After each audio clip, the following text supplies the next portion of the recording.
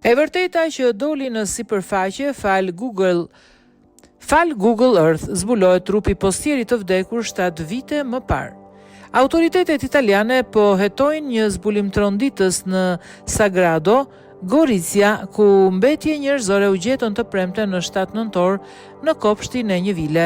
Dyshohet se ato mund t'i përkasin Vito Mezzaliras, ish postieri 66 vjeçar që u zhduk në korrik të vitit 2019. Mbetjet u gjetën pranë një pusi të futura në disa çanta pas një operacioni hetimor që përdori radar nën toksor dhe një siqensh të trajnuar.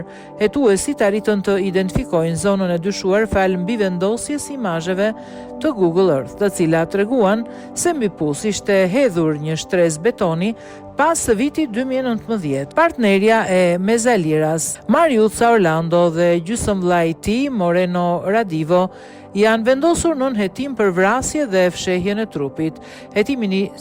Hetimi nisi rreth 2 vite më parë pasi motra e viktimës vuri re mospërputhje në deklarimet e Orlandos, e cila ndërkohë vazhdonte të përfitonte pensionin e ish postierit.